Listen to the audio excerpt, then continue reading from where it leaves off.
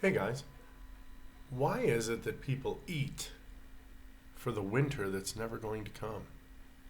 Guys, we do have an awesome human body and it's prepared in so many ways to keep itself alive from famine to drought. I just learned about an amazing biological pathway today. Now, I need to study it before I can describe kind of how it works, but it's fascinating and it deals with uric acid.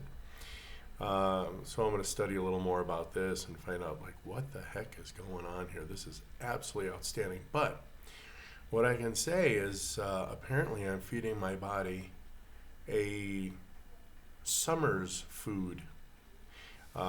Today I had 6 eggs, a little bit of cheese, about 3 or 4 slices of bacon, and a big old thick ribeye steak. It was about an inch thick, and it was about yay big. It was really really good. Um, and then I did make some tamales for the other folks in my family here, and I got about halfway through it. I ate it at the end and was like, I don't feel like it. So I just kind of put the rest of it away, let somebody else have it. I don't even want it. If I ate 10 grams of the thing, it was probably a lot. So, what do I mean by this winter thing? Um, a lot of people eat several times a day, and they're eating like there's an impending fast coming, a winter season, 3 4 months, where you're just not going to find food.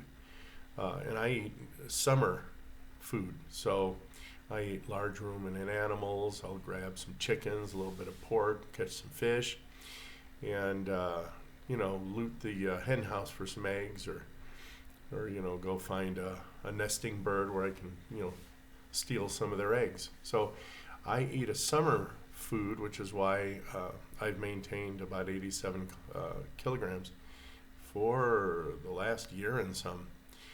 And a lot of people are eating an awful lot of sugar and grains and processed foods and fruits and vegetables.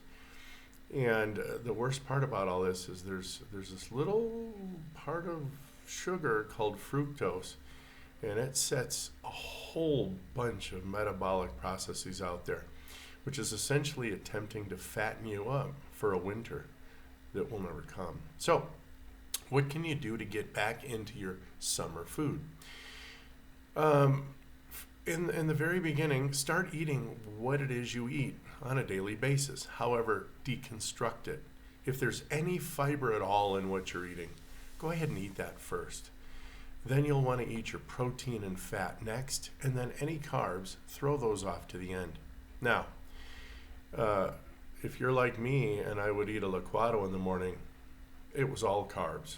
So what I can suggest you do is begin reducing those things. Immediately tomorrow, cut it in half.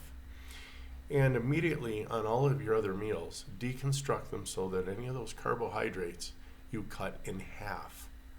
All right? Do that for about a week or so. And then cut them in half again.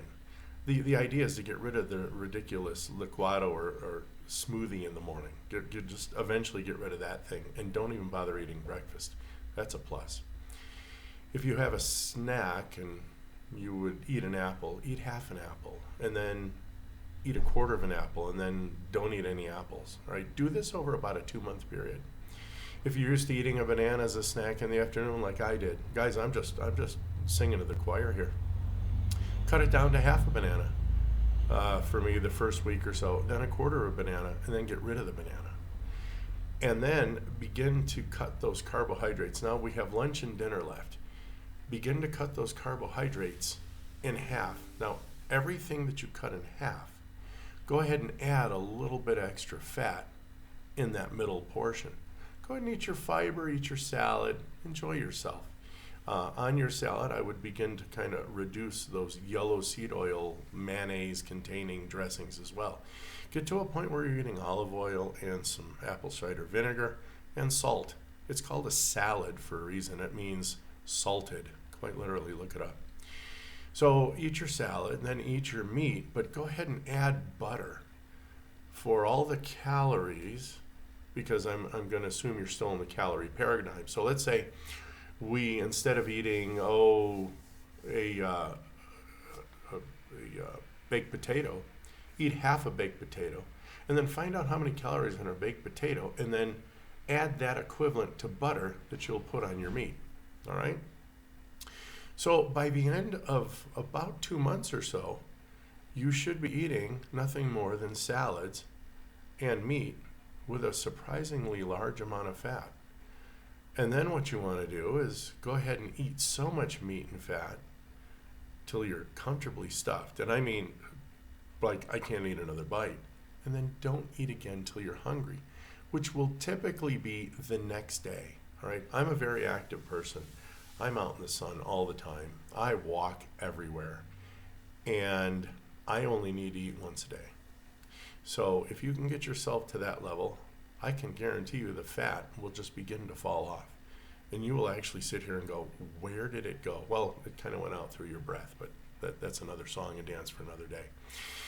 So guys, what do we do to sum up here? Don't eat like winter's coming, okay? Eat like it's a perpetual summer. You're going to want to eat salads, and you want to eat meat, obviously with its associated fat, and then whatever carbohydrates that you threw to the end of those meals that you've eventually gotten rid of, convert that into butter, and then just add that to the meat. Or you can even make a nice salad dressing using eggs and butter.